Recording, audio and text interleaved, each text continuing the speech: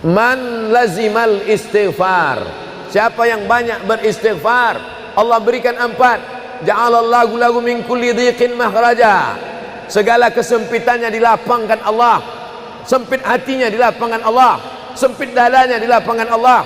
Wali wa min kulli hammin faraja, segala kesusahannya diberikan Allah kemudahan, susah rezekinya, susah hidupnya, susah pikirannya, susah urusannya dimudahkan Allah. Wa razaqahu min haitsu la yahtasib, diberi Allah rezeki dari jalan yang tidak disangka-sangka, yang tidak diduga-duga datang rezeki itu.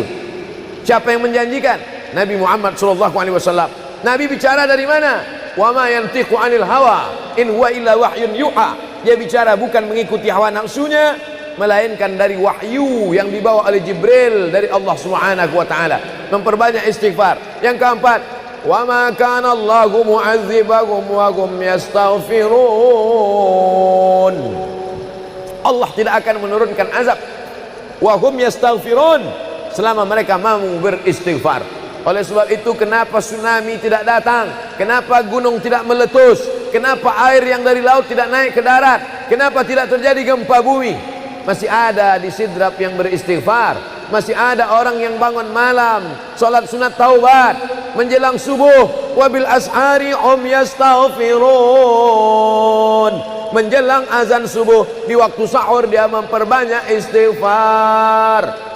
Sependek-pendeknya astaghfirullah, agak panjang astaghfirullahalazim, lebih panjang astaghfirullahalazim alladzi la ilaha illa huwal hayyul qayyum wa atubu ilaih. Yang lebih afdal sayyidul istighfar, Allahumma anta rabbi la ilaha illa anta khalaqtani wa ana 'abduka wa ana 'ala 'ahdika wa wa'dika mastata'tu a'udzu bika min syarri ma sana'tu abu'u laka bi ni'matika 'alayya wa abu'u bi dhanbi faghfirli fa innahu la yaghfiru dzunuba illa anta. Dibaca dia setelah subuh, dijaga Allah sampai zuhur. Dibaca setelah zuhur, dipelihara sampai asar. Dibaca selepas asar, dijaga sampai maghrib. Dibaca sehabis maghrib, dijaga sampai isya. Dibaca habis isya, dijaga sampai subuh. Allahumma anta rabbi la ilaha illa anta khalaqtani wa ana 'abduka, aku hambamu, wa ana 'ala ahdika, aku dalam perjanjian denganmu, wa wa'dika, aku dalam MOU denganmu, mastata'tu, sesuai kemampuanmu. Abu ulaka bi ni'matika alayya, aku datang menghadapmu dengan nikmatmu, nikmat mata, nikmat telinga, nikmat otak, nikmat hati, nikmat buah pinggang, nikmat kaki, nikmat tangan. Wa abu bi dzambi, tapi justru aku datang membawa dosa. Aku datang membawa nikmat, tapi justru aku datang membawa dosa. Dosa telinga, dosa mata, dosa lidah, dosa hati.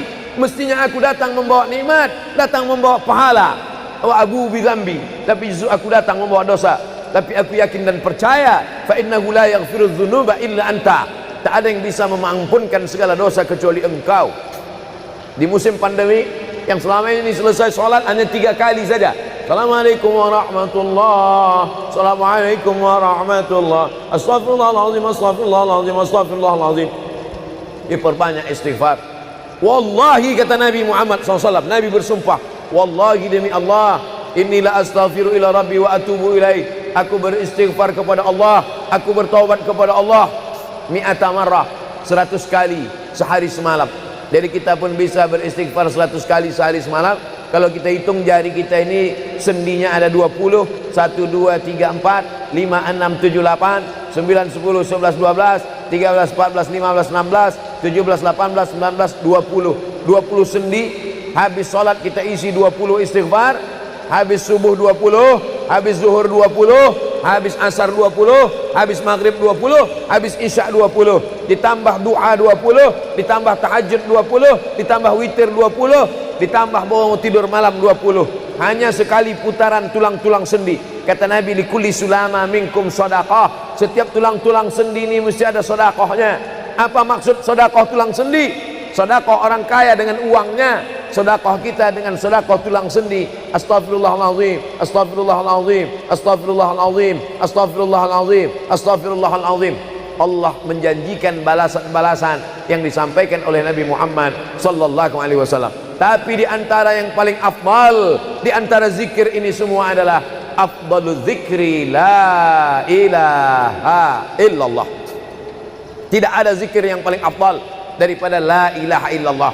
Maka kita baca la ilaha illallah, la ilaha illallah, la ilaha illallah, ditutup dengan kalimatu haqqin 'alaiha nahya, dengan itu kita hidup, wa 'alaiha namutu, dengan itu kita mati, wa bi'anu ba'su, dengan itu kita akan dibangkitkan di padang mahsyar. Hidupnya dengan la ilaha illallah, matinya dengan la ilaha illallah. Kenapa disebut hidupnya dengan la ilaha illallah? Karena waktu awal hidupnya ayahnya mengazankan ke telinganya, asyhadu an la ilaha illallah. Itulah makna alaiha nahya, dengan itu kita hidup. Kenapa disebut alaiha namutu, dengan itu kita mati? Karena matinya ditalqinkan ke telinga sebelah kanan, la ilaha illallah. Matinya pun dengan la ilaha illallah. Wa bi'anu ba'su, nanti dia dibangkitkan di padang mahsyar juga dengan kalimat la ilaha illallah. Tapi jangan lupa, orang yang hanya berkata la ilaha illallah tidak diakui Islamnya. Orang yang hanya berkata la ilaha illallah tidak diterima amalnya sebelum dia sepasang dengan Muhammadur Rasulullah. Oleh sebab itu maka solawat, apalagi hari ini hari Jumat, Sayyidul Ayyam, kata Nabi, perbanyaklah solawat pada hari Jumat. Allahumma salli ala Sayyidina Muhammad wa ala ali Sayyidina Muhammad. Allahumma salli ala Sayyidina Muhammad wa ala ali Sayyidina Muhammad. Allahumma salli ala Sayyidina Muhammad wa ala ali Sayyidina Muhammad. Khusus pada hari Jumat. Hari yang lain kita berselawat, tapi pada hari Jumat maka kita perbanyak solawat, solawat, solawat, solawat. Inna salatakum ma'rudatun alayya. Solawat kamu dari rumah kamu, dari tempat kamu bersolawat. Solawat orang sidrap dibawa ke Masjid Nabawi. Salawat orang sidrap dibawa ke makam Nabi. Allahumma salli ala Sayyidina Muhammad dari Masjid Agung Sidrap dibawa ke Masjid Nabawi di kota Al-Madinah Al-Munawwarah. Lalu kemudian sahabat bertanya, kaifa salatuna ma'rudatun alaika wa qad arimta? Bagaimana salawat kami dibawa ke makammu padahal engkau sudah mati, meninggal dunia? Bukankah orang yang mati itu tidak hidup? Bukankah orang mati itu dimakan cacing tanah? Apa jawab Nabi? Innallaha harramal arda ajsadal anbiya. Allah mengharamkan tanah memakan jasad para nabi. Jadi sahabat Nabi itu rasional. Sahabat Nabi itu berpikir. Sahabat Nabi itu bukan hanya diam. Sahabat Nabi itu bukan hanya nerima saja. Sahabat Nabi itu bertanya, bagaimana mungkin salawat kami bisa dibawa ke makammu padahal kau sudah mati dimakan cacing tanah? Nabi menjawab, innallaha harramal arda ajsadal anbiya. Allah mengharamkan tanah memakan jasad para nabi. Hari Jumat, pagi Jumat, petang Jumat, malam Jumat, memperbanyak salawat lebih daripada hari biasanya. Allahumma salli ala Sayyidina Muhammad wa ala ali Sayyidina Muhammad. Membaca surat Al-Kahfi. Man qara'a surat Al-Kahfi yaumal jumu'ati. Siapa yang membaca surat Al-Kahfi hari Jumat, pagi Jumat, siang Jumat, sore Jumat, malam Jumat, adha'a lahu min nur. Allah berikan dia cahaya, pencerahan, terang pandangannya, terang matanya, terang pikirannya, terang hatinya. Kalau sudah gelap, kita suntuk. Makanya anak kecil tidak boleh mati lampu. Kalau ada anak kecil malam mati lampu, nafasnya bisa sesak. Kenapa sesak? Sempit dadanya.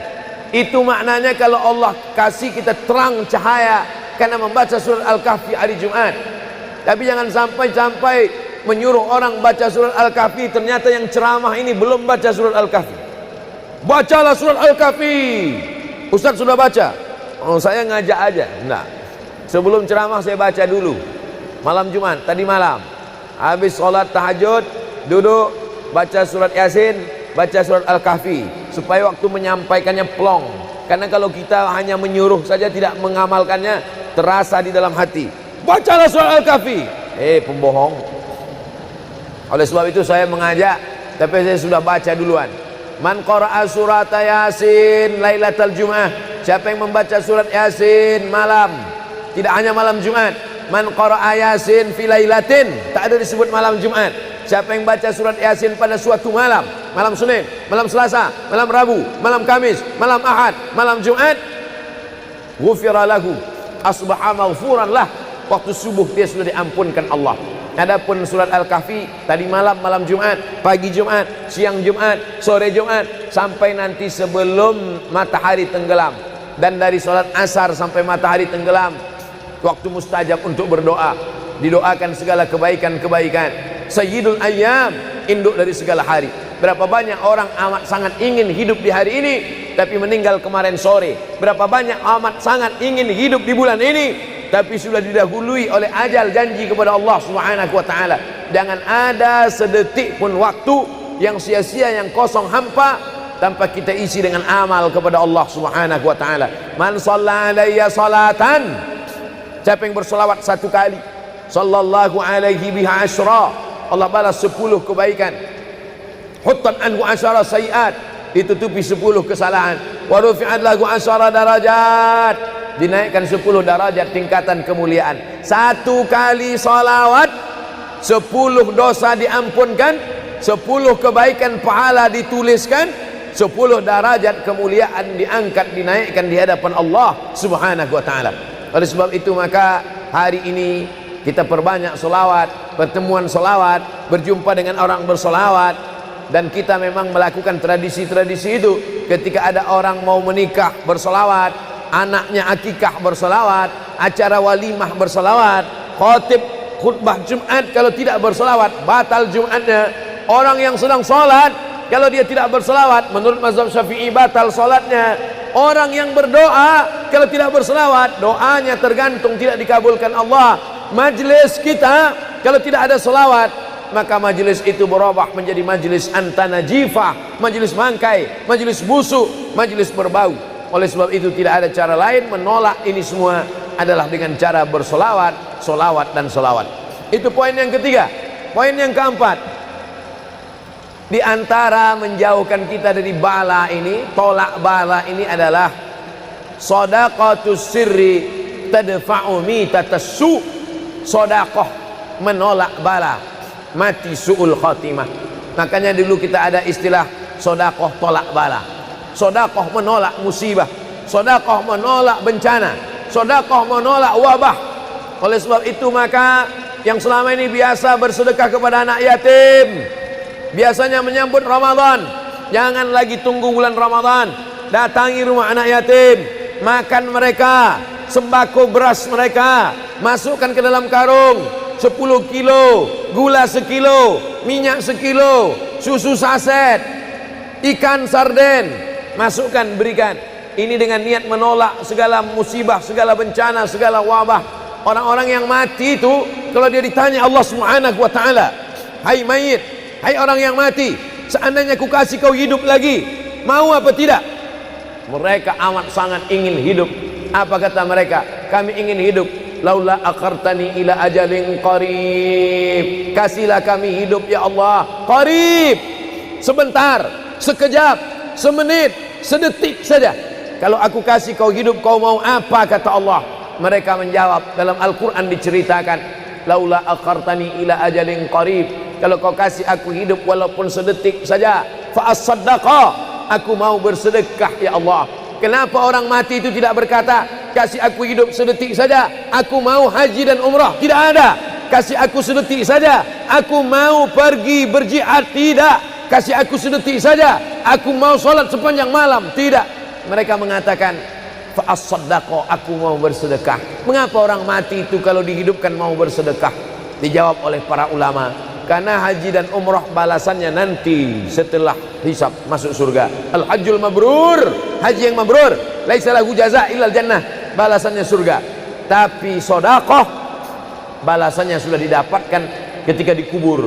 Begitu mati masuk kubur langsung dapat balasan sedekah. Itulah makanya kata Nabi, idza matal insan, kalau manusia mati, inqata'a, putus amalnya. Tapi ada yang tak putus, shadaqatun jariyah, sedekah yang mengalir. Belum bangkit dari kubur, belum padang mahsyar, belum hisab, belum timbangan amal, belum meniti titian siratal mustaqim, balasannya sudah nampak. Itu kehebatan sedekah dibandingkan amal yang lain. Oleh sebab itu sedekah ini luar biasa. Shadaqatus sirri tadfa'u mitatas su', sedekah menolak mati su'ul khatimah, sedekah menolak bala. Man lazimal istighfar, siapa yang banyak beristighfar, Allah berikan 4. Ja'alallahu lahu min kulli dhiqin makhraja, segala kesempitannya dilapangkan Allah, sempit hatinya dilapangkan Allah, sempit dadanya dilapangkan Allah. Wali wa min kulli hammin faraja, segala kesusahannya diberikan Allah kemudahan, susah rezekinya, susah hidupnya, susah pikirannya, susah urusannya dimudahkan Allah. Wa razaqahu min haitsu la yahtasib, diberi Allah rezeki dari jalan yang tidak disangka-sangka, yang tidak diduga-duga, datang rezeki itu. Siapa yang menjanjikan? Nabi Muhammad SAW. Nabi bicara dari mana? Wa ma yantiqu 'anil hawa in huwa illa wahyun yuha, dia bicara bukan mengikuti hawa nafsunya, melainkan dari wahyu yang dibawa oleh Jibril dari Allah Subhanahu wa taala. Memperbanyak istighfar. Yang keempat, wa ma kana Allahu mu'adzibahum wa hum yastaghfirun, Allah tidak akan menurunkan azab wa hum yastaghfirun selama mereka mau beristighfar. Oleh sebab itu, kenapa tsunami tidak datang? Kenapa gunung tidak meletus? Kenapa air yang dari laut tidak naik ke darat? Kenapa tidak terjadi gempa bumi? Masih ada di Sidrap yang beristighfar, masih ada orang yang bangun malam salat sunat taubat menjelang subuh, wabil ashari hum yastaghfirun, menjelang azan subuh di waktu sahur dia memperbanyak istighfar.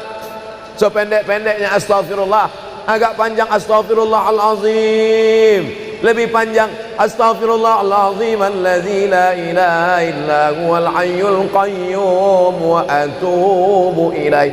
Yang lebih afdal sayyidul istighfar, Allahumma anta rabbi la ilaha illa anta khalaqtani wa ana 'abduka wa ana 'ala 'ahdika wa wa'dika mastata'tu a'udzu bika min syarri ma sana'tu abu'u laka bi ni'matika 'alayya wa abu'u bi dhanbi faghfirli fa innahu la yaghfiru dzunuba illa anta. Dibaca dia setelah subuh, dijaga Allah sampai zuhur, dibaca setelah zuhur, dipelihara sampai asar, dibaca selepas asar, dijaga sampai maghrib, dibaca sehabis maghrib, dijaga sampai isya, dibaca habis isya, dijaga sampai subuh. Allahumma anta rabbi la ilaha illa anta khalaqtani wa ana 'abduka, aku hambamu, wa ana 'ala ahdika, aku dalam perjanjian denganmu, wa wa'dika, aku dalam MOU denganmu, mastata'tu, sesuai kemampuan. Abu ulaka bi ni'matika alayya, aku datang menghadapmu dengan nikmatmu, nikmat mata, nikmat telinga, nikmat otak, nikmat hati, nikmat buah pinggang, nikmat kaki, nikmat tangan. Wa abu bi dzambi, tapi justru aku datang membawa dosa. Aku datang membawa nikmat, tapi justru aku datang membawa dosa. Dosa telinga, dosa mata, dosa lidah, dosa hati. Mestinya aku datang membawa nikmat, datang membawa pahala. Wa abu bi dzambi, tapi justru aku datang membawa dosa. Tapi aku yakin dan percaya, fa innahu la yaghfiru dzunuba illa anta, tak ada yang bisa mengampunkan segala dosa kecuali engkau. Di musim pandemi yang selama ini selesai sholat hanya 3 kali saja. Assalamualaikum warahmatullahi, Assalamualaikum warahmatullahi, Astaghfirullahaladzim, Astaghfirullahaladzim, Astaghfirullahaladzim. Diperbanyak istighfar. Wallahi, kata Nabi Muhammad SAW, Nabi bersumpah, wallahi demi Allah, inilah astaghfiru ila rabbi wa atubu ilaih, aku beristighfar kepada Allah, aku bertaubat kepada Allah mi'ata marrah, 100 kali sehari semalam. Jadi kita pun bisa beristighfar 100 kali sehari semalam. Kalau kita hitung jari kita ini sendinya ada 20, 1, 2, 3, 4, 5, 6, 7, 8, 9, 10, 11, 12, 13, 14, 15, 16, 17, 18, 19, 20 sendi. Habis sholat kita isi 20 istighfar, habis subuh 20, habis zuhur 20, habis asar 20, habis maghrib 20, habis isya 20, ditambah doa 20, ditambah tahajud 20, ditambah witir 20, ditambah bangun tidur malam 20. Hanya sekali putaran tulang-tulang sendi. Kata Nabi, likulli sulama minkum sedekah, setiap tulang-tulang sendi ini mesti ada sedekahnya. Apa maksud sedekah tulang sendi? Sedekah orang kaya dengan uangnya, sedekah kita dengan sedekah tulang sendi. Astaghfirullahalazim, astaghfirullahalazim, astaghfirullahalazim, astaghfirullahalazim, astaghfirullahalazim. Allah menjanjikan balasan-balasan yang disampaikan oleh Nabi Muhammad sallallahu alaihi wasallam. Tapi di antara yang paling afdal di antara zikir ini semua adalah afdalu dzikri la ilaha illallah. Tidak ada zikir yang paling afdal daripada la ilaha illallah. Maka kita baca la ilaha illallah, la ilaha illallah, la ilaha illallah, ditutup dengan kalimatu haqqin 'alaiha nahya, dengan itu kita hidup, wa 'alaiha namutu, dengan itu kita mati, wa bi'anu ba'su, dengan itu kita akan dibangkitkan di padang mahsyar. Hidupnya dengan la ilaha illallah, matinya dengan la ilaha illallah. Kenapa disebut hidupnya dengan la ilaha illallah? Karena waktu awal hidupnya ayahnya mengazankan ke telinganya, asyhadu an la ilaha illallah. Itulah makna alaiha nahya, dengan itu kita hidup. Kenapa disebut alaiha namutu, dengan itu kita mati? Karena matinya ditalqinkan ke telinga sebelah kanan, la ilaha illallah. Matinya pun dengan la ilaha illallah. Wa bi'anu ba'su, nanti dia dibangkitkan di padang mahsyar juga dengan kalimat la ilaha illallah. Tapi jangan lupa, orang yang hanya berkata la ilaha illallah tidak diakui Islamnya. Orang yang hanya berkata la ilaha illallah tidak diterima amalnya sebelum dia sepasang dengan Muhammadur Rasulullah. Oleh sebab itu maka solawat, apalagi hari ini hari Jumat, Sayyidul Ayyam, kata Nabi, perbanyaklah solawat pada hari Jumat. Allahumma salli ala Sayyidina Muhammad wa ala ali Sayyidina Muhammad. Allahumma salli ala Sayyidina Muhammad wa ala ali Sayyidina Muhammad. Allahumma salli ala Sayyidina Muhammad wa ala ali Sayyidina Muhammad. Khusus pada hari Jumat. Hari yang lain kita berselawat, tapi pada hari Jumat maka kita perbanyak solawat, solawat, solawat, solawat. Inna salatakum ma'rudatun alayya. Solawat kamu dari rumah kamu, dari tempat kamu bersolawat. Solawat orang sidrap dibawa ke Masjid Nabawi. Salawat orang sidrap dibawa ke makam Nabi. Allahumma salli ala Sayyidina Muhammad dari Masjid Agung Sidrap dibawa ke Masjid Nabawi di kota Al-Madinah Al-Munawwarah. Lalu kemudian sahabat bertanya, kaifa salatuna ma'rudatun alaika wa qad arimta? Bagaimana salawat kami dibawa ke makammu padahal engkau sudah mati, meninggal dunia? Bukankah orang yang mati itu tidak hidup? Bukankah orang mati itu dimakan cacing tanah? Apa jawab Nabi? Innallaha harramal arda ajsadal anbiya. Allah mengharamkan tanah memakan jasad para nabi. Jadi sahabat Nabi itu rasional. Sahabat Nabi itu berpikir. Sahabat Nabi itu bukan hanya diam. Sahabat Nabi itu bukan hanya nerima saja. Sahabat Nabi itu bertanya, bagaimana mungkin salawat kami bisa dibawa ke makammu padahal kau sudah mati dimakan cacing tanah? Nabi menjawab, innallaha harramal arda ajsadal anbiya. Allah mengharamkan tanah memakan jasad para nabi. Hari Jumat, pagi Jumat, petang Jumat, malam Jumat, memperbanyak salawat lebih daripada hari biasanya. Allahumma salli ala Sayyidina Muhammad wa ala ali Sayyidina Muhammad. Membaca surat Al-Kahfi. Man qara'a surat Al-Kahfi yaumal jumu'ati. Siapa yang membaca surat Al-Kahfi hari Jumat, pagi Jumat, siang Jumat, sore Jumat, malam Jumat, adha'a lahu min nur. Allah berikan dia cahaya, pencerahan, terang pandangannya, terang matanya, terang pikirannya, terang hatinya. Kalau sudah gelap, kita suntuk. Makanya anak kecil tidak boleh mati lampu. Kalau ada anak kecil malam mati lampu, nafasnya bisa sesak. Kenapa sesak? Sempit dadanya. Itu maknanya kalau Allah kasih kita terang cahaya karena membaca surat Al-Kahfi hari Jumat. Tapi jangan sampai menyuruh orang baca surat Al-Kahfi, ternyata yang ceramah ini belum baca surat Al-Kahfi. Bacalah surat Al-Kahfi. Ustaz sudah baca? Oh, saya ngajak aja. Enggak. Sebelum ceramah saya baca dulu. Malam Jumat, tadi malam. Habis sholat tahajud, duduk, baca surat Yasin, baca surat Al-Kahfi. Supaya waktu menyampaikannya plong. Karena kalau kita hanya menyuruh saja tidak mengamalkannya, terasa di dalam hati. Bacalah surat Al-Kahfi. Pembohong. Oleh sebab itu saya mengajak, tapi saya sudah baca duluan. Man qara'a surat Yasin lailatal Jum'ah. Siapa yang membaca surat Yasin malam, tidak hanya malam Jumat. Man qara'a Yasin fi lailatin, tak ada disebut malam Jumat. Siapa yang baca surat Yasin pada suatu malam, malam Senin, malam Selasa, malam Rabu, malam Kamis, malam Ahad, malam Jumat, ghufira lahu, asbaha maghfuran lah. Waktu subuh dia sudah diampunkan Allah.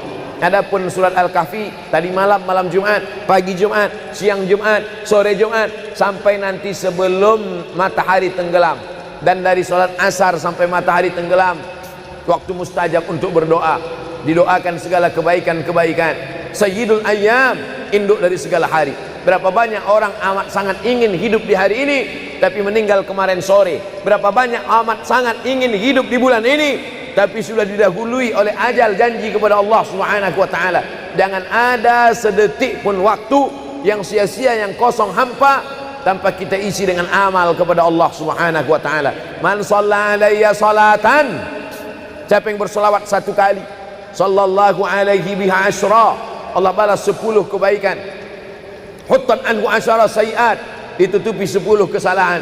Wa rufi'at lahu asyara darajat, dinaikkan 10 darajat tingkatan kemuliaan. Satu kali salawat 10 dosa diampunkan, 10 kebaikan pahala dituliskan, 10 derajat kemuliaan diangkat, dinaikkan di hadapan Allah Subhanahu wa taala. Oleh sebab itu maka hari ini kita perbanyak solawat, pertemuan solawat, berjumpa dengan orang bersolawat. Dan kita memang melakukan tradisi-tradisi itu. Ketika ada orang mau menikah bersolawat, anaknya akikah bersolawat, acara walimah bersolawat, khotib khutbah Jumat kalau tidak bersolawat batal Jumatnya. Orang yang sedang sholat kalau dia tidak bersolawat, menurut mazhab Syafi'i batal sholatnya. Orang yang berdoa kalau tidak bersolawat, doanya tergantung tidak dikabulkan Allah. Majlis kita kalau tidak ada solawat, maka majlis itu berubah menjadi majlis antanajifah, majlis mangkai, majlis busuk, majlis berbau. Oleh sebab itu tidak ada cara lain menolak ini semua adalah dengan cara bersolawat, solawat dan solawat. Itu poin yang ketiga. Poin yang keempat, di antara menjauhkan kita dari bala ini, tolak bala ini adalah shadaqatus sirri tadfa'u mitatas su'. Sodakoh menolak bala, mati su'ul khotimah.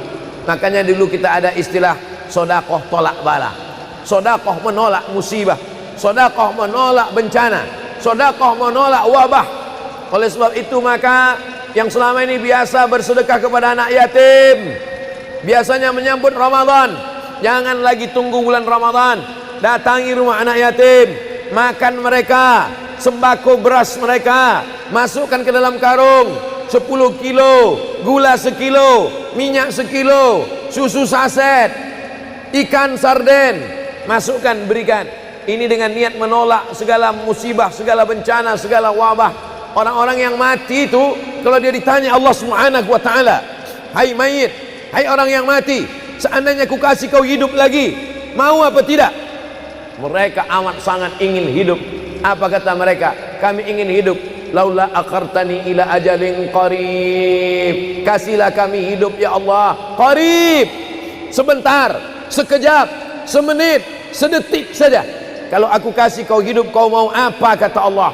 Mereka menjawab, dalam Al-Quran diceritakan, laula akhartani ila ajalin qarib, kalau kau kasih aku hidup walaupun sedetik saja, fa as-saddaqa, aku mau bersedekah ya Allah. Kenapa orang mati itu tidak berkata, kasih aku hidup sedetik saja, aku mau haji dan umrah? Tidak ada.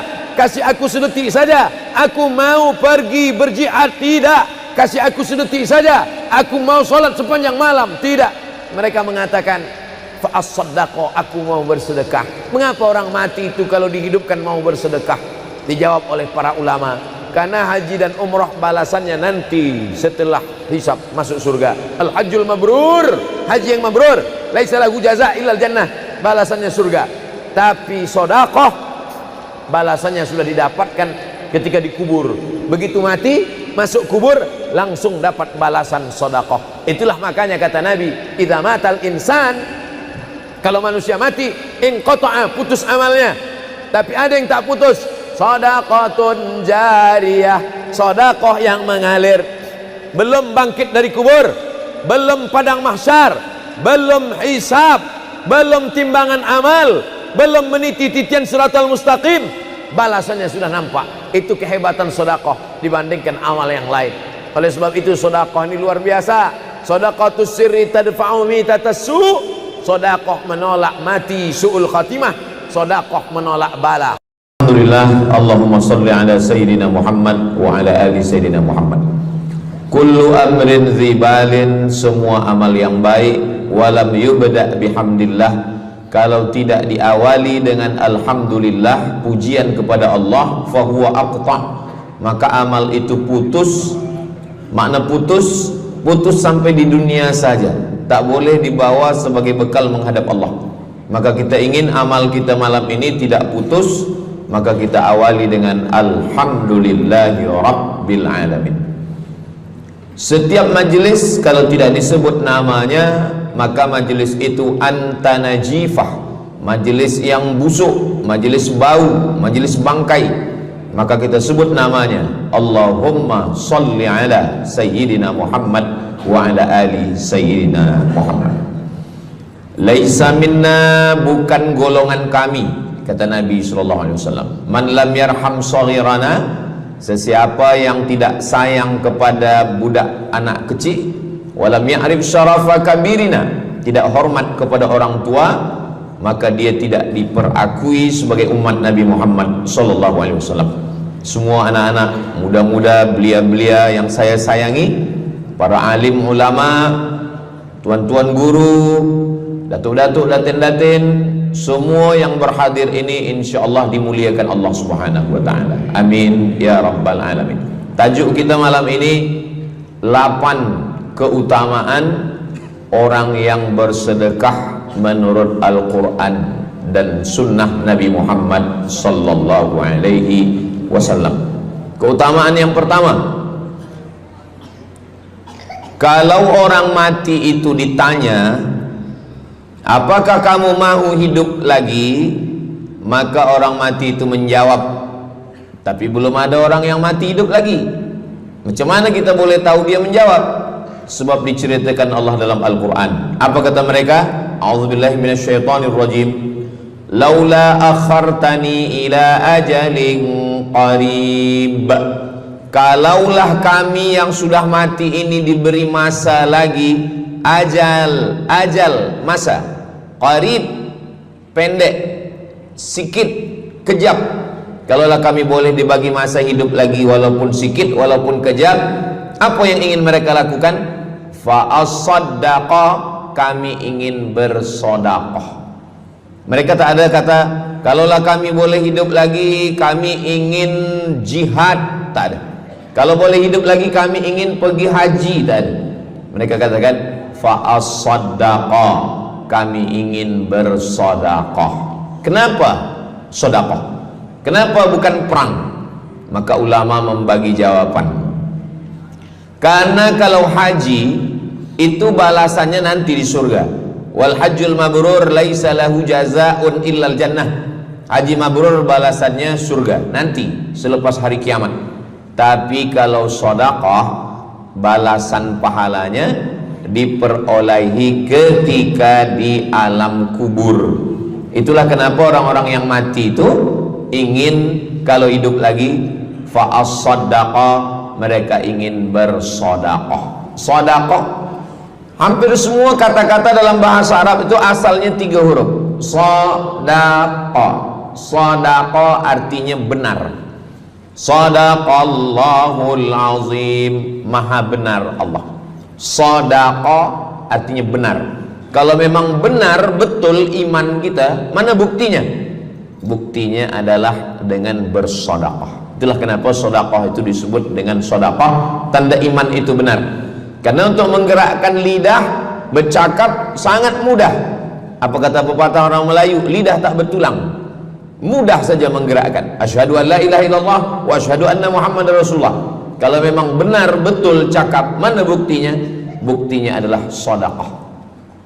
Lelaki mengatakan saya cinta kepada kamu, senang saja nak mengatakan cinta, tapi apa bukti, proof, mana memang betul cinta? Maka dia mesti bagikan sedekah. Kalau yang tadi itu sedekah, kalau ini namanya sadaq. Sadaq artinya mahar. Mahar pernikahan lelaki dengan perempuan, aku nikahkan engkau dengan anak saya dengan memberikan cincin emas dan gelang rantai tunai. Itulah dia sadaq, tanda bukti cinta dia kepada seorang perempuan. Sadaqah, benar. As-sidqu, sidik, benar. As-siddiq, orang yang benar. Maka disebut dia dengan Abu Bakar Siddiq, karena dia benar memberikan emas sebesar batu waktu dibawa pergi hijrah bersama Nabi Muhammad SAW. Maka dia disebut dengan Siddiq karena dia benar imannya dengan memberikan sedekah. Tapi ada makna siddiq yang lain. Ketika yang lain mendustakan Nabi, tak percaya kepada Isra Mi'raj, dialah orang yang percaya, maka disebut dia dengan Siddiq. Siddiq dari kata sadaq, benar, karena iman dia yang benar. Mana bukti, proof bahwa iman dia benar? Dia bersedekah, membagikan emasnya sebesar batu.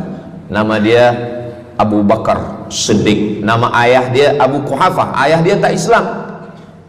Apa kata ayah dia? Habislah emas Abu Bakar itu dibawa Muhammad sallallahu alaihi wasallam. Anak Abu Bakar itu namanya Asma. Asma, mana emas ayah kamu? Dah habis dibawa Muhammad. Dia benci betul dengan Nabi Muhammad.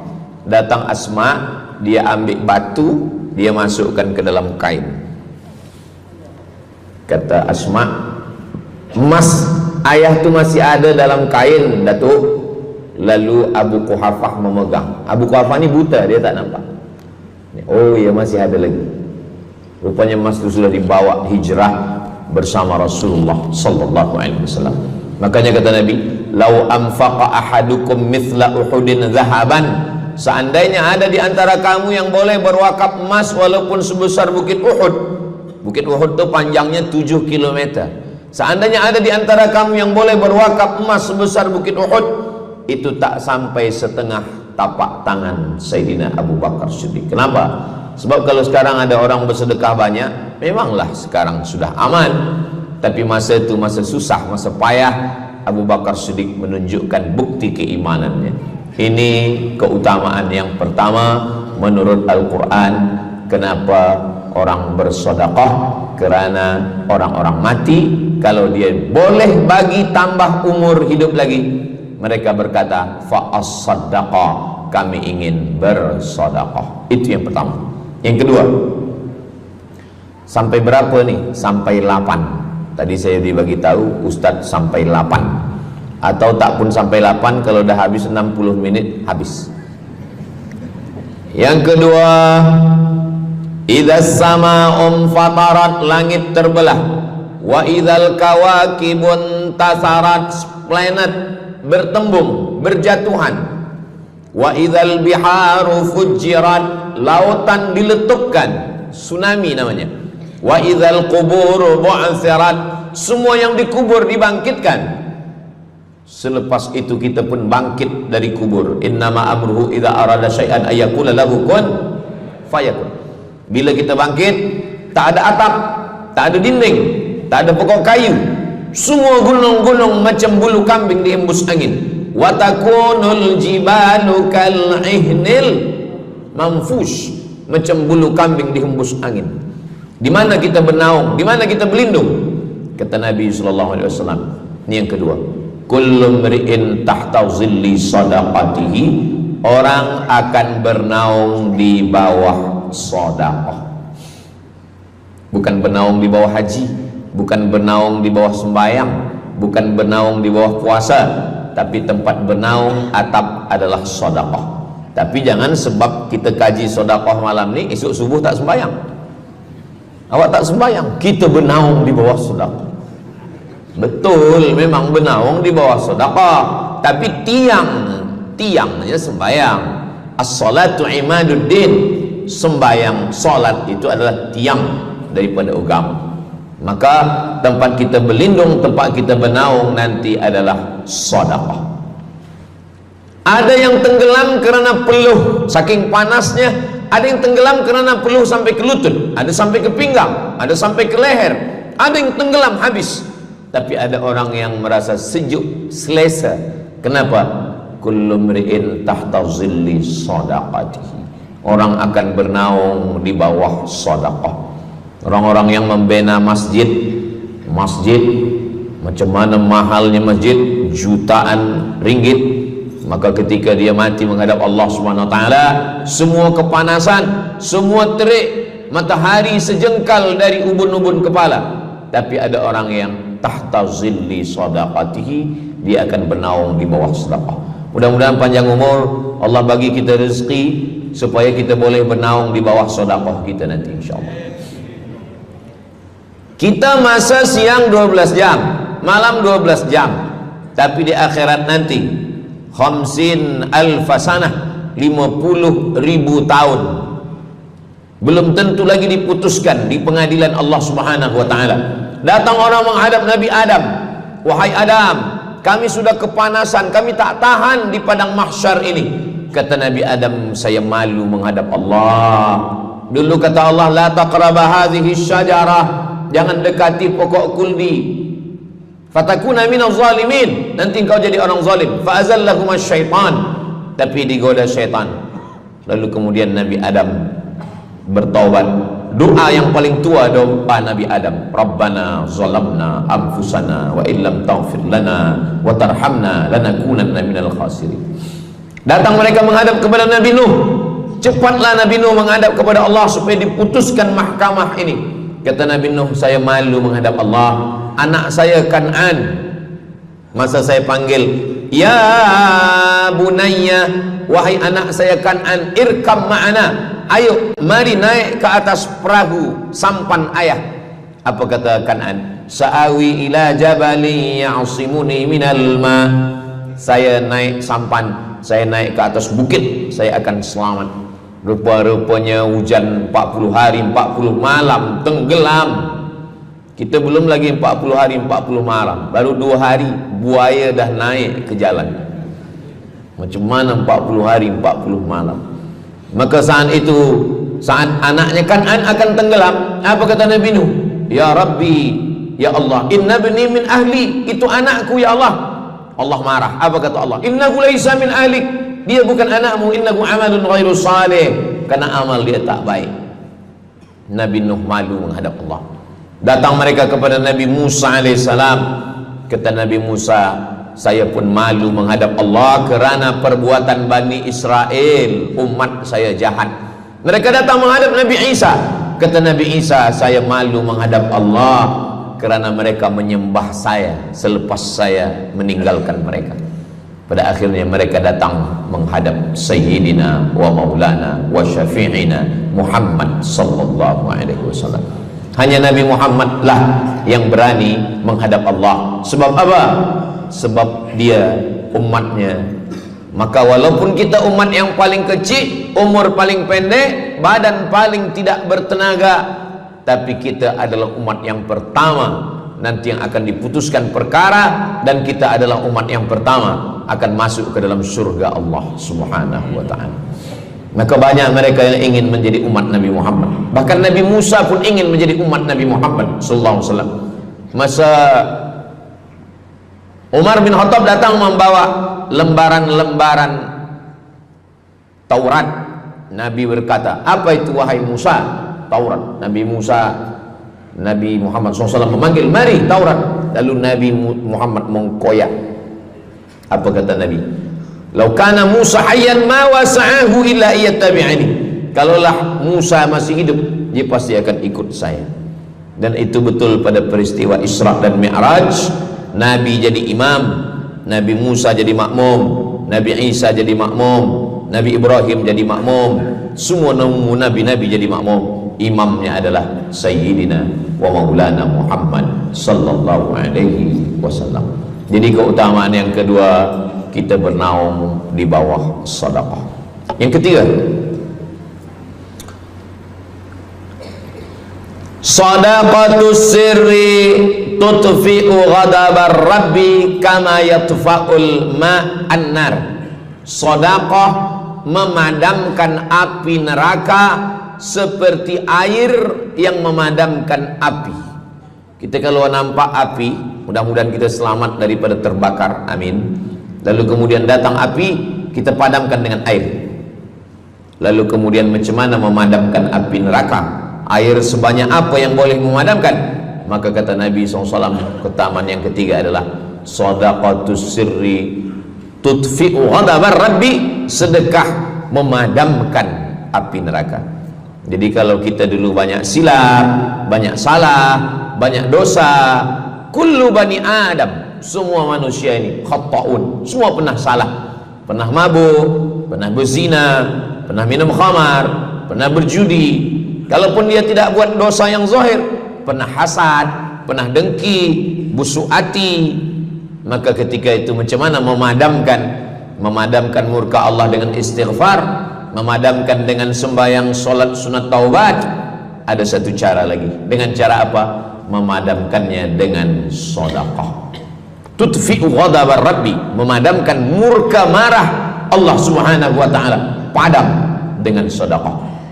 Tapi tentu saja sedekah yang ikhlas kerana Allah subhanahu wa ta'ala. Datang seorang yang sudah banyak dosa menghadap Nabi, menghadap pendeta Yahudi. Wahai pendeta Yahudi, saya ini banyak salah, banyak dosa. Saya sudah membunuh 99 orang. Apakah mungkin Tuhan mengampunkan dosa saya? Kata pendeta Yahudi, Tuhan tidak mengampuni dosa kamu kerana kamu sudah membunuh. Dia cabut pisau dia. Kalau begitu kamulah yang ke-100. Dia dah bunuh 99. Itu maka saya takut juga kalau datang orang, Ustaz Samad, apakah Allah mengampuni dosa saya? Apa dosa kamu? Membunuh orang. Ayo Allah ampunkan dosa. Faqtulu anfusakum, bunuhlah diri kamu. Surat Al-Baqarah. Bunuhlah diri kamu. Fataba alaikum, Allah menerima taubat kamu dengan membunuh diri. Sebab Bani Israel minta ampun kepada Allah bukan dengan istighfar, minta ampun kepada Allah bukan dengan sembahyang taubat. Bani Israel kalau dia minta ampun kepada Allah dulu zaman Nabi Musa, dia ambil pedang, dia ambil parang panjang, dia cari orang yang sama-sama berdosa. Saya ada dosa, saya cari tuan-tuan yang ada dosa. Tuan ada dosa? Ada. Kita nak bertaubat? Ya, ayo kita. Nanti kita sama-sama cincang. Nanti tuan cincang saya cincang tuan. Kita sama-sama mati, baru Allah ampunkan dosa. Faqtulu anfusakum, bunuhlah diri kamu. Fataba alaikum, Allah menerima taubat kamu. Tapi syariat Nabi Muhammad sallallahu alaihi wasallam, ma min muslimin yuznibu dzamban, kalau ada yang silap khilaf salah, summa yatatahhar, mandi taubat. Apalagi kita di Bandar Seri Begawan, bila tadi pesawat terbang nak landing turun, nampak cantik laut keliling. Jadi siapa nak mandi taubat, pergi ke laut. Kalau sampai ke tengah laut, bukan cuma dosa hilang, orangnya hilang sekali. Aku mandi taubat, saya mandi taubat. Selepas mandi taubat, tak boleh mandi taubat, wudu. Tak boleh wudu, tayamum. Selepas itu sembahyang sunat taubat, usolli sunnatat taubat raka'ataini lillahi ta'ala. Dosanya perlu sebut, jangan sebut. Ada seorang lelaki, maaf, nafsu dia tinggi. Lalu di jalan dia nampak perempuan. Selepas itu maaf, dia cium. Selepas itu dia datang ke Nabi, dia mengadu, ya Rasulullah, tadi saya melakukan begini-begini. Tegak Umar bin Khattab, Allah sudah tutupi, kenapa kamu bukakan di hadapan orang ramai? Allah mengampuni manusia kecuali al-mujahirun. Al-mujahirun menampakkan dosanya dan bangga dengan dosanya. Ini orang akhir zaman ini sekarang banyak mujahirun. Dia mabuk, dia live streaming. Hai guys, dah mabuk ke malam ni? Ini al-mujahirun. Maka ulil amri mesti ambil hukum. Tapi orang yang pernah berdosa, pernah silap, pernah salah, jangan cerita lagi, tutup. Suami-suami kalau bertobat kepada Allah, mengadu kepada Allah, cukup. Jangan cerita ke istri. Allah menerima, istri tak terima. Jadi taubat cukup kepada Allah Subhanahu wa taala, mengadu dah. Bangkit tahajud malam minta kepada Allah. Jangan suara kuat-kuat. Cukup. Sebab tidak semua kejujuran boleh diterima orang lain. Tak semua perempuan boleh menerima kejujuran. Sakit hati dia. Allah Subhanahu wa taala Maha Pengampun. Selepas itu kemudian wa asbi'is sayyi'atal hasanata, dosa-dosa silap khilaf masa lalu bagaimana menutupinya? Hasanata, perbuatan baik. sembahyang baik, sholat baik, tapi ada yang paling baik. Apa dia? Shadaqatus sirri, memperbanyak sedekah, sedekah, sedekah, memadamkan murka Allah seperti api dipadamkan oleh air. Marah itu adalah kobaran dari api neraka. Bila kita sedang marah, itu adalah api neraka lahab. Lahab itu artinya berkobar. Lahab pakai ba, lahab. Sebab saya pernah juga lalu di satu jalan, ada rumah makan, restoran Abu Lahab, pakai P, lahab, mungkin lahab, makan lahab.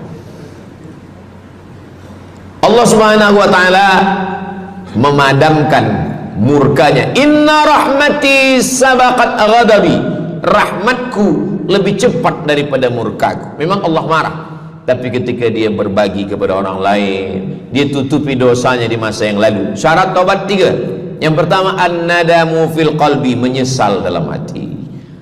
Yang kedua, al-iqraru bil lisani, nyatakan dengan lisan, astaghfirullahalazim. Yang ketiga, al-itmaru alla ya'uda ilaihi abadan, tekad saya tidak akan buat lagi sampai mati. Namanya taubat nasuha.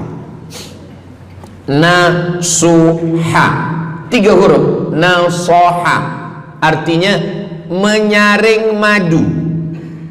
Datang orang memanjat pokok kayu, dia ambil parang panjang, dia potong sarang lebah jatuh ke bawah, disaring dengan kain tipis, lalu kemudian tersangkut di atas kain.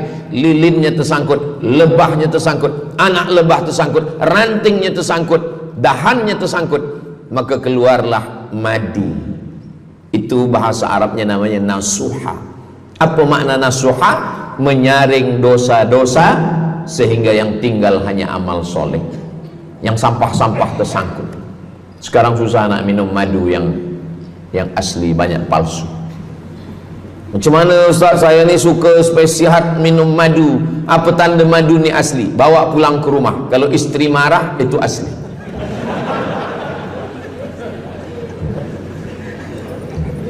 Yang keempat, ini jangan diingat, lupakan. Yang keempat, apa itu keutamaan sedekah? Kata Nabi sallallahu alaihi wasallam, as-sadaqatu, sedekah itu tadfa'u mitatassu, menolak mati su'ul khatimah. Tak ada guna amal elok baik kalau mati dalam keadaan su'ul khatimah. Kita selalu berdoa, Allahumma khtim lana bihusnil khatimah. Maka cara untuk menolak mati su'ul khatimah ini adalah dengan cara sedekah. Banyak orang mati husnul khatimah, bukan ulama,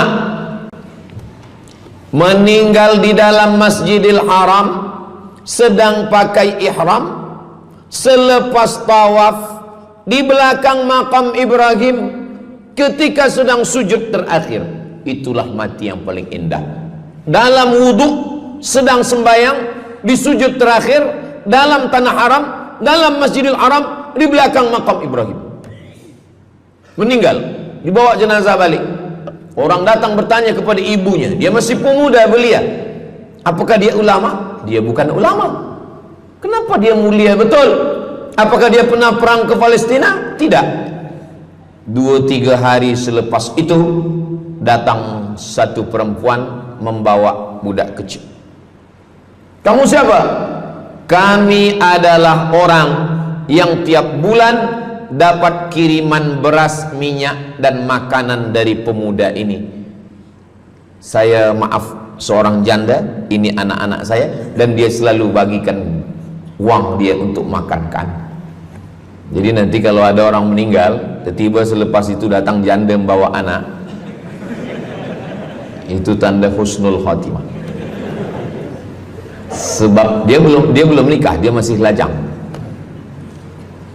Allah menunjukkan bahwa kalau engkau berbuat sedekah, maka Allah Subhanahu wa taala memberikan keutamaan husnul khatimah. Bukan setakat diselamatkan dari su'ul khatimah, tapi mendapatkan husnul khatimah. Ada seorang dari Maghribi, dari Maroko, Mesir, Libya, Tunisia, Algeria, Maghribi. Orang Maghribi ini bermimpi. Dalam mimpinya dia berjumpa dengan Nabi Muhammad SAW. Kata Nabi, engkau pergi ke Saudi Arabia, cari di kampung ini, nanti engkau jumpai seorang pemuda, sampaikan salamku kepada dia, katakan dia penghuni surga. Malam pertama mimpi, iya ke? Tidak ke? Jangan-jangan syaitan. Tak betul. Malam kedua mimpinya sama. Engkau pergi ke Saudi Arabia, datangi kampung ini, jumpai seorang pemuda namanya si fulan, bagi tahu ke dia, salamku untuk dia, sampaikan kepada dia bahwa dia penghuni surga. Nah, 2 kali. Ini udah agak kuat. Tunggu 3 kali, sampai 3 malam mimpinya sama. Akhirnya orang Maghrib ini terbang dari Casablanca sampai ke Jeddah. Dari Jeddah dia cari kampung yang disebut dalam mimpi. Sampai itu dia cari pemuda. Adakah di kampung ini seorang pemuda namanya si fulan? Betul. Dia tengok, biasa saja. Bukan ulama, bukan macam Musa Abdul Somad. Tak mungkin mimpi salah 3 kali betul-betul. Lalu disampaikan kepada dia, fulan, saya 3 malam bermimpi Rasul SAW menyampaikan salam kepada engkau. Assalamualaikum. Kata Nabi, engkau adalah penghuni surga. Dia pun terkejut. Saya bukan ulama, saya orang biasa. Apa amal kamu? Sembahyang saya biasa saja, puasa sunat saya biasa saja. Hanya saja saya tak pernah menyimpan hasad dendam, dan saya selalu membagikan uang kepada fakir miskin, anak yatim dan du'afa. Selepas mendapatkan itu dia pun menangis, dia pun bersedih karena dia merasa dia tak layak dicintai, karena dia merasa banyak silap, banyak salah. Rupanya rahmat Allah itu turun bukan kepada orang yang alim tapi sombong, bukan kepada orang yang kaya tapi takbur, tapi kepada orang yang hatinya hancur berkeping karena takut kepada Allah Subhanahu wa ta'ala. Selepas itu dia pun meninggal dalam keadaan husnul khatimah setelah mendapatkan janji dari Rasulullah sallallahu alaihi wasallam. Apa maknanya? Bahwa kalau kita tak boleh sembahyang sampai tegak lutut bengkak, kalau kita tak tergolong orang yang rajin puasa sunat berhari-hari, kalau kita bukan orang yang kuat berjihad fisabilillah, maka carilah satu pintu. Pintu itu bernama babus sedekah. Karena banyak yang sudah melaluinya dan mereka dimuliakan Allah, diselamatkan daripada su'ul khatimah. Yang ke berapa? Kelima. Saya sebetulnya ingat, saya nak cuba aja. Kalau jamaah masih ingat, itu maknanya mereka masih konsen lagi, masih sedar. Kalau dah terserah Ustaz lah nama berapa, kami pun dah nak balik ke dalam. Yang kelima, dawu mardakum bis sadaqah. Yang kelima, dawu mardakum bis sadaqah. Obati orang yang sakit di antara kamu dengan sedekah. Datang seorang lelaki yang lututnya bernanah menemui Imam Abdurrahman ibnu Mahdi.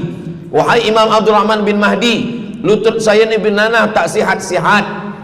Kata Imam Abdurrahman bin Mahdi, saya ingat satu hadis Rasulullah, dawu mardakum bis sadaqah. Cuba engkau cari kampung yang di kampung itu tak ada air, kamu buat perigi. Perigi, di kampung saya namanya perigi. Lalu dia pun pergi ke kampung yang tak ada air, dia galikan perigi.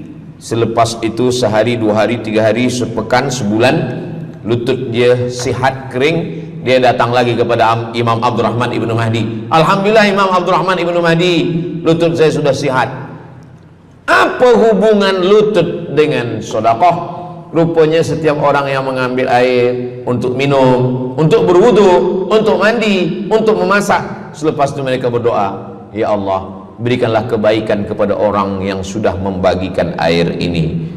Ad-du'a silahul mu'min, doa senjatanya orang beriman. Kisah ini ada dalam kitab Sa'ah wa Sa'ah, Ajaib wa Taraif. Semua ada saatnya. Beberapa kisah-kisah yang ajaib diceritakan oleh Syekh Abu Amr Al-Misri dalam judul buku Sa'ah wa Sa'ah Gharaib wa Taraib. Sudah diterjemahkan ke dalam bahasa Melayu, judulnya Semua Ada Saatnya. Nama penerjemahnya Abdul Somad. Boleh dicari di google.com. Semua ada saat. Lalu kemudian saya sampaikan hadis ini di masjid. Dawu mardakum bis sadaqah. Obatilah orang yang sakit di antara kamu dengan sedekah. Selepas itu saya turun dari masjid, saya pergi ke kereta, di parking, datang seorang jamaah. Memang yang Ustaz sampaikan tadi betul. Kata saya, memang betul. Takkan saya sampaikan tak betul? Apa maksud awak? Betul. Istri saya kena sakit kista sebesar duit di dalam, maaf, rahim dia. Kata doktor, ini mesti diambil, kalau tidak dia makin besar makin besar. Tapi kalau diambil, dicabut, operate, nanti akan, maaf cakap, tercabut rahim sekali. Dan kalau rahim tercabut, maka nanti tidak boleh mengandung. Mendengar itu istrinya menangis, suaminya tersenyum.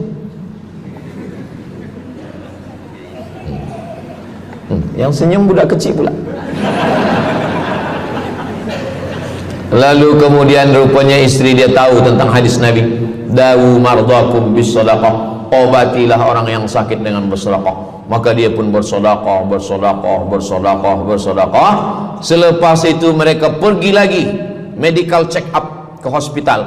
Sampai di hospital dicek USG, rupanya kista itu makin kecil, kecil, kecil, kecil dan hilang. Doktor tu pula bertanya balik, awak makan apa? Saya makan nasi, kata dia. Minum apa? Minum teh tarik. Saya amalkan hadis Nabi Muhammad SAW, dawu mardakum bis sadaqah. Kata doktor, awak tak perlu operate dan ini tidak perlu dibelah, dan rahim awak masih boleh mengandung. Istrinya tersenyum, lakinya pula menangis. Begitulah Allah Subhanahu wa taala. Syekh Abu Amr Al-Misri bercerita tentang seorang perempuan di Saudi Arabia. Dia pergi ke Amerika. Kata doktor di Amerika, kamu sudah balik ke rumah, makan kenyang, tidur lelap. Nanti kalau puan-tuan pergi hospital, lalu dokter bercakap, balik ke rumah, makan kenyang, tidur lelap, itu maknanya malaikat maut dah dekat, tak ada obat. Maka dia pun balik ke Saudi Arabia, dia ambil harta dia, dia sedekah, dia sedekah, dia sedekah, dia sisa dia bagikan baki sikit untuk ahli waris. Selepas itu last kali dia pergi lagi ke Amerika, last medical check up. Apa kata doktor di Amerika? Kami sudah cek, kamu sihat wal afiat. Banyak sekali orang-orang yang diberikan Allah Subhanahu wa taala keutamaan dengan sedekah, mukjizat bahwa Nabi SAW sudah meninggal dunia, tapi mukjizatnya masih ada sampai akhir zaman ini. Di antaranya adalah dawu mardakum bis sadaqah, obatilah orang yang sakit di antara kamu dengan bersedekah. Yang ketujuh, yatsba'ul mayyita salasun, yang mengiringi mayat orang mati ke liang lahat ada tiga. Yang pertama mal, bahasa Arabnya mal, orang kita menyebut mall, harta. Yang mengiringi manusia ke liang lahat, yang pertama maluhu, harta. Yang kedua ahluhu, istri, anak, menantu, kawan, jiran, sahabat. Yarji'usnani, yang dua ni balik ke rumah, anak balik, istri balik, kereta balik, semua balik. Wa yabqa wahidun, yang kekal hanya satu. Apa dia? Yang kekal hanya satu, itulah dia sedekatuhu.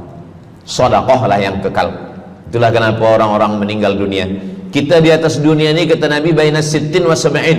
Kita hidup di atas dunia ini antara sittin, 60, sab'in, 70. 60, 70, 60, 70. Kalau umur 30, ada berjumpa jamaah umur 30 yang dia soal, dah berbini ke? Nabi ni belum. Oh. Awak dah menikah? Belum. Apa belum nikah lagi? Kejap lagi Ramadan. Takkan jaga subuh? Macam mana nak sembahyang? Macam mana nak sahur? 30. Bila 40, soalan sudah berubah. Saya ni diabetes, saya ni kolesterol, saya ni. Bila masuk 50, dah mula tanya, saya ni rabun, tak nampak lagi. Bini pun kadang tak nampak. Bini orang nampak. Bila 60, mendengar tazkirah Ustaz Somad, kunci satu, jangan tersinggung. Ada beberapa jamaah tersinggung, balik meninggal. Bukan kerana tersinggung, memang ajal dah sampai. Jadi Ustaz umur berapa? Saya lahir 18 hari bulan Mei 1977. Umur rasa 27.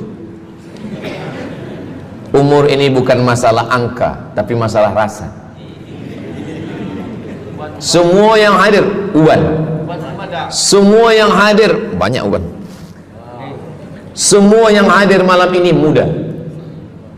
Mana muda lagi Ustaz? Kami dah tua. Ini bukan orang tua, ini orang tua yang terjebak di tubuh pemuda. Ini semua pemuda-pemuda. Siapapun yang sembahyang ke masjid, siapapun yang berjamaah, maka dia muda. Siapapun yang tidur di rumah tak sembahyang, dia sudah tua. Lautan kan kuseberangi, gunung kan kudaki, masjid kulalui. Ini orang tua semua. Jadi tua dan muda itu bukan masalah usia, bukan masalah umur, tapi masalah perasaan kita. Saya kalau ditanya orang, umur Ustaz berapa? Qamariyah apa Syamsiah? Muharram Safar apa Januari Februari? Jadi masalah umur ini insyaallah kita semua dibagi Allah kesihatan. Amin ya rabbal alamin. Yang sakit-sakit diangkat Allah penyakitnya. Amin. Jadi kata Nabi sallallahu alaihi wasallam, semuanya tinggal, wa yabqa wahidun, yang tinggal hanya satu, wa amaluhu, di antara amal adalah sedekah. Itu yang ketujuh. Nabi meninggal umur 63 tahun. Abu Bakar Siddiq 63 tahun. Imam Syafi'i lahir 150, meninggal 204. Imam Syafi'i lahir di Gaza, Palestina. Semoga Allah menolong saudara kita di Palestina. Imam Syafi'i lahir di Palestina, di Gaza 150 Hijrah. Meninggal di Fustat, Kahirah, Mesir 204. Imam Syafi'i umurnya hanya 54 tahun. 50, muda. Tapi Imam Syafi'i berada di alam barzah 204, sekarang sudah 1447, 1447 tahun. Apa maknanya? Berarti Imam Syafi'i di alam kubur sudah 1200 tahun. Soalan, lebih lama di atas tanah atau di dalam tanah? Lebih lama di alam barzah. Di alam rahim 9 bulan 10 hari. Di alam dunia 63 tahun kalau sampai. Di alam kubur menunggu hari kiamat. Imam Syafi'i sudah 1200 tahun. Tapi setiap detik, setiap menit, setiap jam, dari maghribi sampai ke Nusantara, semua orang menyebut nama Syafi'i, Syafi'i, Syafi'i, Syafi'i. Setiap kampung ada nama orang Syafi'i, setiap kawasan ada nama orang Syafi'i. Begitulah mulianya Imam Syafi'i. Kita, seandainya kita mati, berapa lama lagi kita di alam barzah? Dulu ada yang mengatakan kiamat 2012, rupanya tak jadi. Kan ada filmnya, kiamat 2012, Steven Spielberg. Tak jadi. Yas'alunaka 'anis sa'ati ayyana mursaha. Mereka bertanya kepadamu tentang hari kiamat. Qul, katakan, la ya'lamuha illa, yang tahu hanya Allah Subhanahu wa ta'ala. Pikirkan, kalau kita mati, apa yang akan mengalir? Rumah kita dijual anak kita, dibagi-bagi kepada ahli waris. Kereta kita dijual semuanya. Tapi orang yang membina masjid di Brunei Darussalam, masjid dah cantik-cantik, besar-besar, elok-elok. Tadi kami cerita tentang Muslim yang ada di Kamboja, yang ada di Vietnam, yang ada di Myanmar, kesusahan, kepayahan, yang ada di Palestin. Itu kalau kita tolong, mengalir sampai hari kiamat. Kita fikirkan apa yang akan mengalir selepas kita mati menghadap Allah Subhanahu wa ta'ala. Di antara yang pasti mengalir, anak belum tentu. Waktu kita hidup dia soleh, selepas kita mati dia stres. Na'udzubillah. Mudah-mudahan anak-anak kita semua anak-anak yang soleh-soleh. Tapi yang pasti adalah sedekah. Maka kita siapkan sedekah menolong agama Allah Subhanahu wa ta'ala. Yang ke-8, kata Nabi sallallahu alaihi wasallam, idza matal insan, hadisnya ada dalam Sahih Muslim. Idza matal insan, ada orang yang membaca hadis ini idza mata ibnu Adam. Idza mata ibnu Adam itu terjemah, bukan bunyi teks. Bunyi teksnya idza matal insan, kalau manusia mati, inqata'a, putus. Tapi banyak yang salah faham tentang hadis nih. Kamu malam ni tak ada buat kenduri orang mati, tak ada baca doa, tak ada baca yasin, tak ada baca tahlil.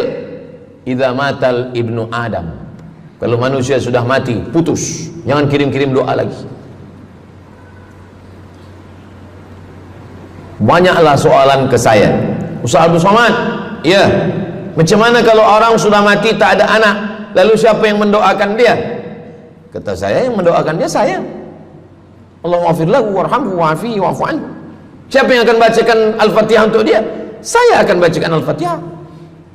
Saya tengok muka dia macam meragu, dia tak percaya Fatihah ini sampai. Siapa yang tak percaya Fatihah sampai, saya tak marah, sebab ni masalah yang gaib. Siapa yang tak percaya Yasin itu sampai, siapa yang tak percaya Fatihah itu sampai, saya tak marah. Bagi saja nama semua lengkap dengan bin. Nanti bila mati saya kirim.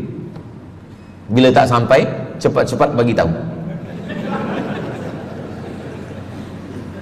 Idza matal insan, kalau manusia mati, inqata'a amaluhu, yang putus tu amal dia, amal yang mati itu. Misal ini ada orang mati, namanya Abdul Somad. Nanti kalau saya sebut nama lain tersinggung pula.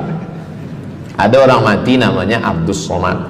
Idza matal insan, kalau Abdul Somad ni mati, inqata'a amaluhu, maka yang putus tu amal dia. Amal Abdul Somad ni yang putus. Amal orang Brunei untuk Abdul Somad putus atau tak putus? Tidak putus. Datang berita, mereka tengok di Instagram Abdul Somad, Ustadz Abdul Somad Official. Bagi yang belum follow, cepat follow. Dapat berita Ustadz Somad sudah meninggal. Orang Bandar Seri Begawan, semua orang Brunei mengirimkan Al-Fatihah, mereka sholat gaib. Sampai apa tak sampai? Sampai. Jadi mana yang putus itu apa maknanya?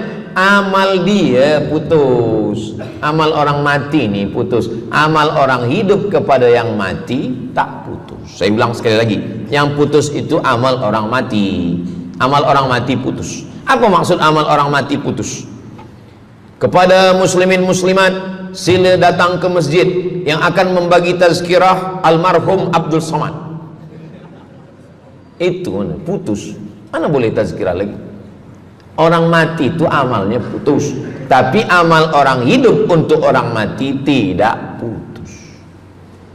Kalau memang putus, kenapa ada amalnya yang tak putus? Ada amal dia yang tak putus. Ini Abdul Somad mati dia, amal dia semuanya putus, tapi ada amal dia yang tak putus. Pertama, shadaqatun jariyah. Sedekah itu kan amal dia, tak putus. Sedekah dia bina masjid dia, sedekah dia tahfiz Quran. Budak-budak tahfiz Quran itu menghafal Quran, jadi tuan guru, punya murid, punya pondok, maka tak putus. Amal dia tapi tak putus. Yang kedua, ilmun yuntafa'u bih, mengajar dia, diamalkan orang, tak putus. Waladun solihun, anak soleh. Anak soleh itu maksudnya, anak soleh itu kan amal dia. Nah, itu yang banyak orang yang tak paham. Macam mana amal soleh, macam mana amal soleh itu amal kita? Macam mana anak soleh itu amal kita? Kalau istri, mohon maaf, kalau istri awak cuma awak tengok saja, apakah mungkin dia hamil? Nah, itu dah payah betul dah menjelaskan. Maknanya anak kita itu amal kita.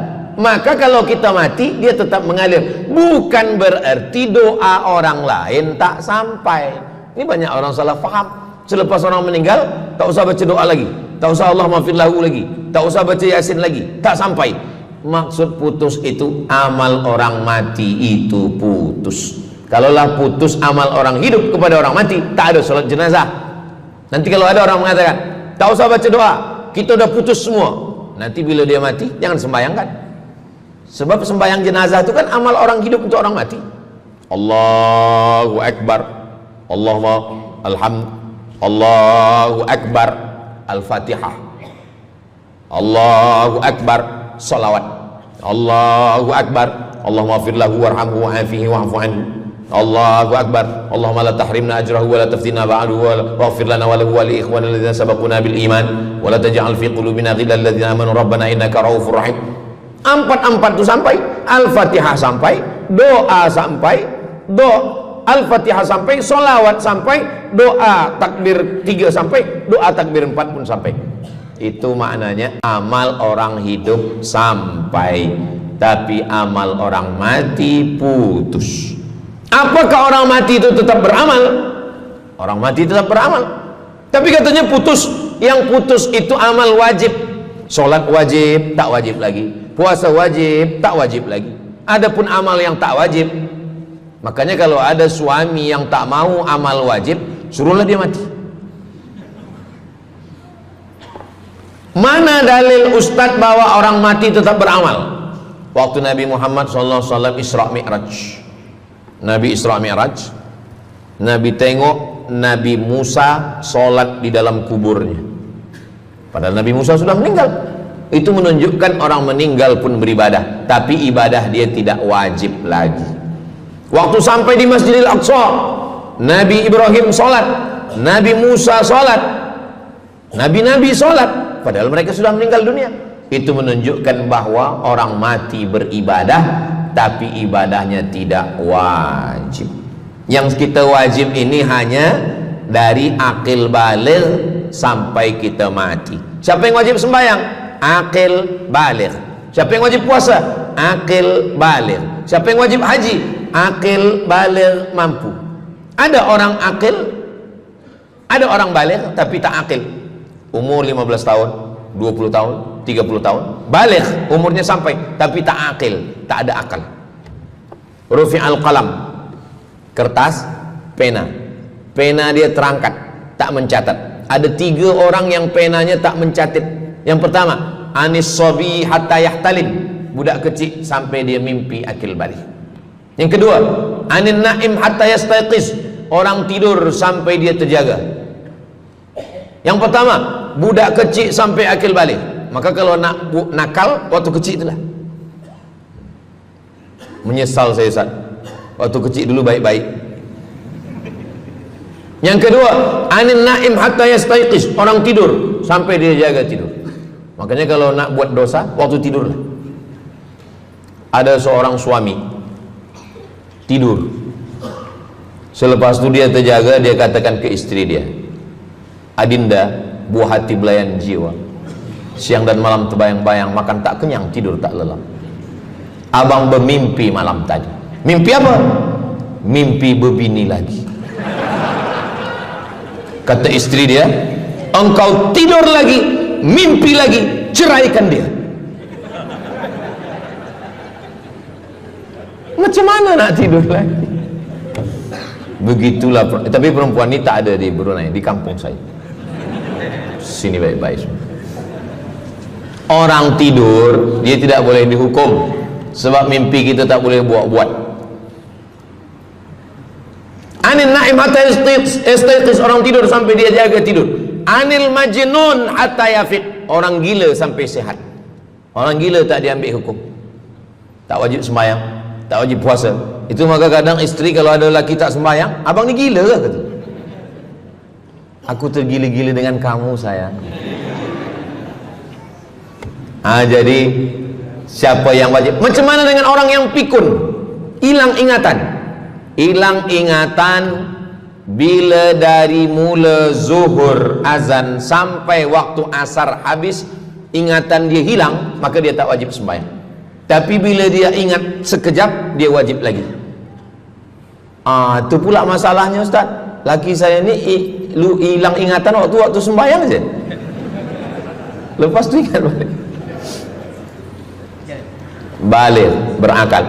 Kata orang kalau sudah tua kita mengalami namanya demensia. Manusia demensia, amnesia. Amnesia tak ingat apa-apa, semua lupa. Itu maka kita bila nak pergi ke mana-mana guna helmet, sebab bila kepala ni terantuk lupa. Ada kawan saya, dia hafaz Quran 30 juz, ceramah tazkirah ke mana-mana, bawa kereta jatuh. Kata dia banyak ayat-ayat yang hilang, maka aku kalau sembahyang ayat pendek-pendek. Kata saya, bang, di kampung saya dulu kalau ada radio yang dah tua yang rosak, itu biasa kita pukul mau elok balik. Cuba antukkan sekali lagi, kata saya. Kata dia, aku takut kalau aku antukkan Fatihah ni pula hilang. Maka Islam ini datang menjaga 5. Pertama, menjaga akal. Tak boleh minum khamar, tak boleh guna khamar, narkotik. Menjaga diri, tak boleh bunuh diri. Menjaga kehormatan, tak boleh menghina orang. Menjaga agama, tak boleh membawa aliran sesat, ateis, tak percaya, kekafiran. Menjaga harta, tak boleh ada mencuri, tak boleh ada dusta, tak boleh ada akad bohong, tak boleh ada tipu, tak boleh ada gharar, tak boleh ada zulm, tak boleh ada ghish. Man ghasyana falaysa minna, siapa yang menipu kami maka dia bukan golongan kami. Jadi berdasarkan 8 keutamaan ini, kalau ingat 8-8-nya alhamdulillah. Tak ingat 8, ingat 7, ingat 6, ingat 5, ingat 4, ingat 3, ingat 2, ingat 1. Satu pun tak ingat, innalillah. Tapi insyaAllah kita boleh ingat semua. Sebab apa? Sebab tazkirah malam ini direkodkan. Nanti boleh ditonton ulang di channel Ustaz Abdul Somad Official. Jangan lupa subscribe, like, share, and comment. Jamaah yang dimuliakan Allah Subhanahu Wa Taala, tadi saya mula pukul 8.15, sekarang sudah pukul 8.10. Jadi saya di mana-mana tazkirah memanglah 60 menit, 600 ml. Tapi rupanya botolnya kecil je. Jadi sebenarnya setengah jam pun cukup. Jadi dari 8 tadi itu semua membagi kita semangat. Kalau ada orang yang mengatakan Islam ini agama yang menyuruh kita tak usahlah berniaga, tak usahlah bertanam kelapa sawit, tak usahlah bertanam kelapa, tak usahlah buka ikan, tak usahlah bertani. Sesungguhnya Islam ini agama yang menyuruh kita berusaha. Masuk masjid, Allahumma aftah li abwaaba rahmatik. Keluar masjid, Allahumma inni as'aluka min fadlik. Kenapa keluar masjid minta rezeki? Sebab peniaga, pedagang, bisnismen dapat duit. Duitnya bukan untuk dunia, duitnya untuk akhirat. Jadi kalau ada orang mengatakan kereta tak dibawa mati, siapa kata kereta tak dibawa mati? Kereta boleh dibawa mati. Kereta yang macam mana? Kereta wakaf. Ada kereta 10, wakafkan untuk tahfiz Quran. Masa mak saya meninggal,